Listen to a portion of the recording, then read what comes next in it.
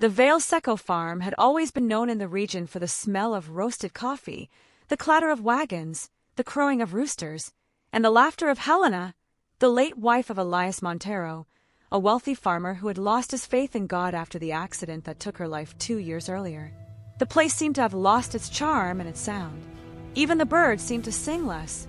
At the center of it all was Elias, 42-year-old man, tall, strong, with rough hands, used to dealing with soil, rain, drought, cattle, but who didn't know how to deal with one thing, his son's pain.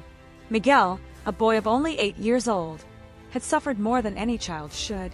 He had seen the accident, had watched his mother die in his father's arms, and since then he carried a silent, deep trauma difficult to reach. But the worst of all was what tormented Elias day and night. Miguel no longer ate. At first, it was small refusals, a rejected piece of bread, a plate of beans pushed aside. Then the situation worsened. The boy simply stopped eating. Days went by in which he accepted only water and, sometimes, a nibbled piece of fruit. Doctors said it was trauma, emotional shock, perhaps even childhood depression. Elias tried everything. Psychologists, nutritionists, specialists from the capital. Nothing worked. The boy was wasting away. Elias watched his son grow thinner, his skin pale, his eyes sink, and felt a growing fear of losing everything he had left. Until one day, desperate, he posted a notice in town. Babysitter needed. Urgent. Work on the farm. Good salary. He didn't expect much. He didn't expect anything. But fate sometimes acts when a man has already lost hope. And that was how she arrived. The sun had barely risen when an old, noisy, dust-covered pickup truck stopped at the gate of Vale Seco farm. Elias, wearing a worn hat and a tired expression, stepped outside to see who was coming. A young woman got out of the truck. She didn't seem to be more than 26 years old. She had brown hair tied in a simple braid, modest clothes, and a small, almost empty suitcase. Her eyes were calm but hid something, perhaps a story. "Are you Elias Montero?" she asked. "That's me," he replied, suspicious. "And you are?" "Ana Clara, the babysitter who answered the ad."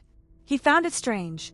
The young woman was younger than any of the others who had applied before, and simpler too. But the situation was so desperate that he couldn't afford to refuse help. "Come in," he said. "The house is right over there. But before anything, you need to know it won't be easy." Ana Clara only smiled, as someone who knows more than they say. "Nothing worthwhile is ever easy, Mr. Elias." Miguel was in his room, sitting at the foot of the bed, holding a broken wooden toy car in his hands. It was the last gift he had received from his mother. When Ana Clara entered the room, the boy didn't even look up. He remained still, as if he were part of the silence that dominated that place. "Hi, Miguel," she said gently, without trying to force closeness. "I'm Ana Clara. I came to keep you company." No response. No glance. She approached slowly and sat on the floor beside him, but without touching him. She just stayed there, breathing with him. "You know, when I was your age, I also lost someone very important. I thought I would never be able to eat, sleep, or play again. I thought that if I stayed like that, very quiet, maybe the pain would disappear." Elias, watching from the doorway, was surprised. He had never seen anyone talk to Miguel like that. The previous babysitters tried to force conversation, medicine, food. Ana Clara did the opposite. She spoke with the silence. "But then someone taught me something," she continued.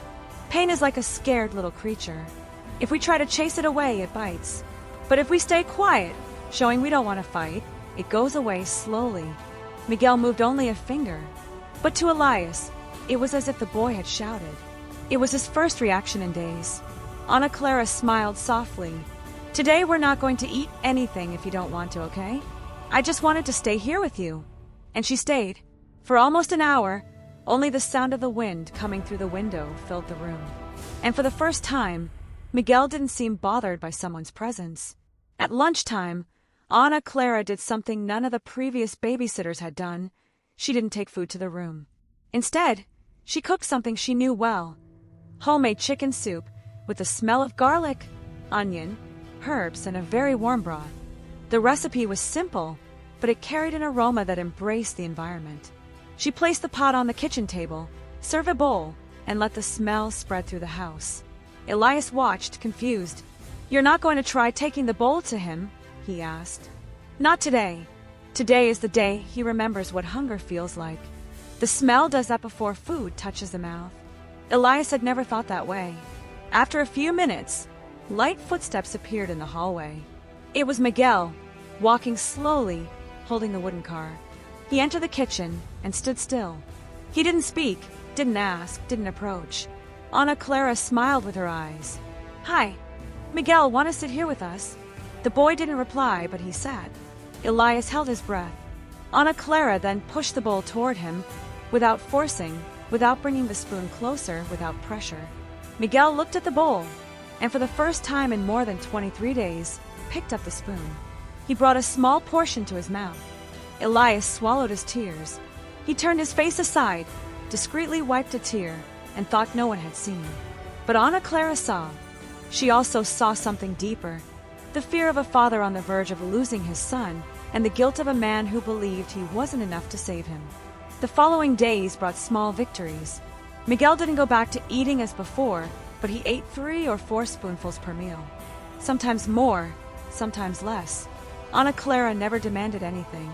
She just stayed there, available, talking softly, telling stories about the countryside, the wind, the sky, about people who lost and found again. "You talk to him as if you've been through the same thing," Elias said one night as she washed the dishes. Ana Clara paused for a moment. "I lost my parents when I was 9, she replied. "It took me months to be able to swallow food again." Elias felt the weight of the confession. "I'm sorry. Don't be. Pain shapes us. Miguel just needs to learn how to live with his." The bond among the 3 of them began to grow naturally.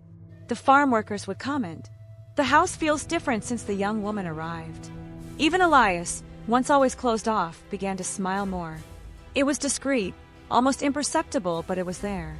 On a sunny morning, Ana Clara had an idea. "Miguel, shall we take a walk around the farm?" He held the wooden car tightly and nodded a timid yes. Elias accompanied them. As they walked, Ana Clara showed the animals, touched the plants, spoke of simple things. Then they saw a white mare named Estrella, who had belonged to Miguel's mother when he was younger. The boy stopped, stared at the animal, and something changed in his eyes. Ana Clara understood and asked, "Do you want to touch her?" The boy moved his trembling hand closer. He touched the animal's neck, and it neighed softly. Miguel smiled. It was his first smile in 2 years.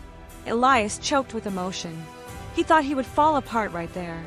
But Ana Clara placed a hand on his shoulder, firm and discreet.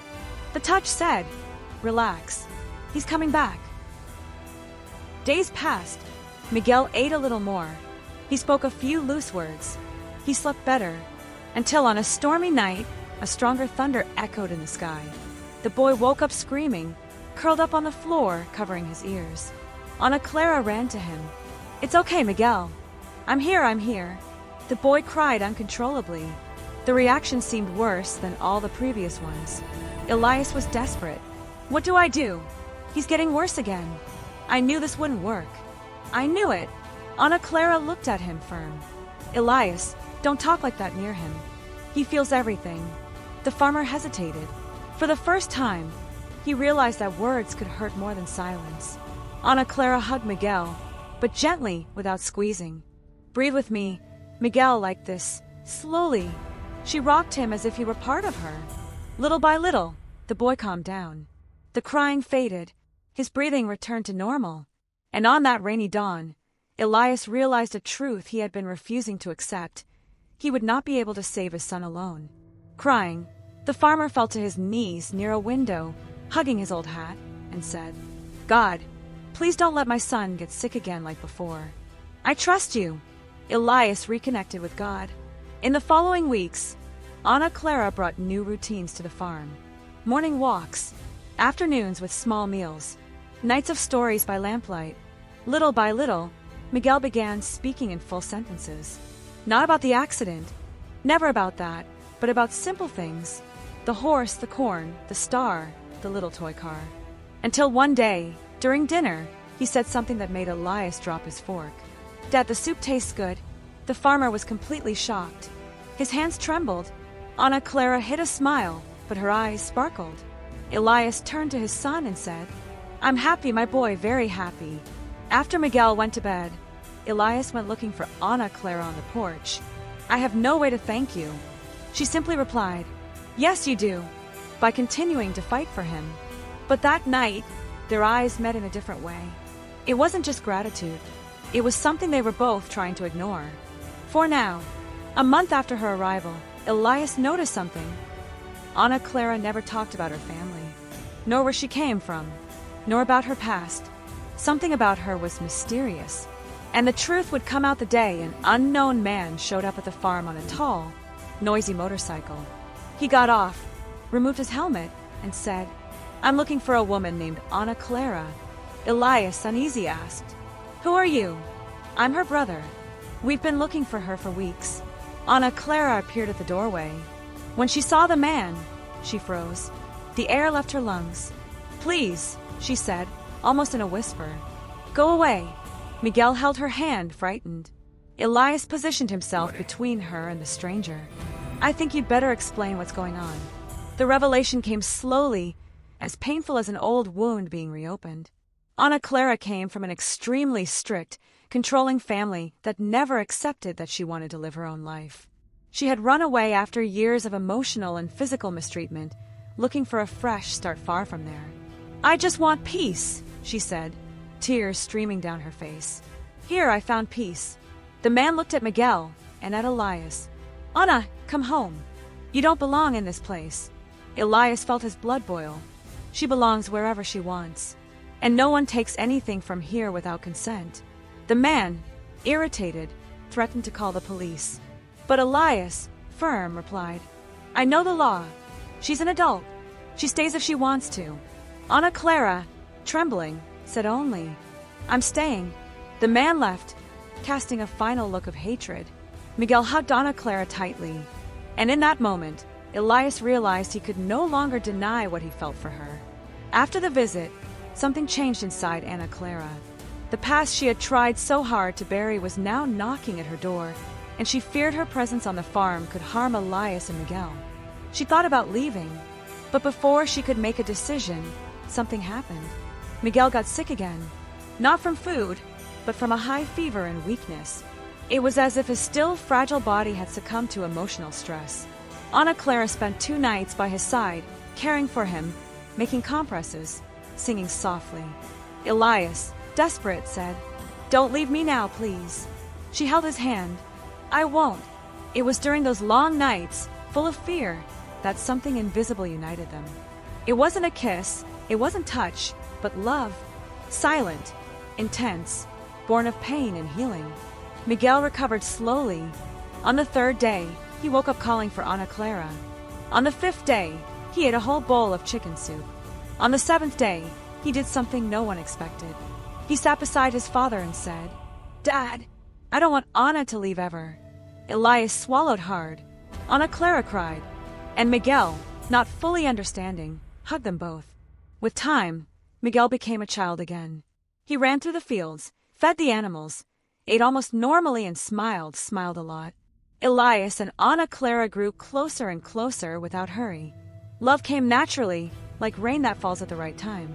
One day, as the sunset colored the sky orange, Elias held her hands on the porch and asked, "Ana, you may not have been born here, but this place is more yours than mine. Do you want to stay?" "Truly." She smiled, moved. "Elias, I've belonged to you too for a long time." Miguel came running, climbing into Ana Clara's lap with the wooden toy car in his hands. "Are we a family now?"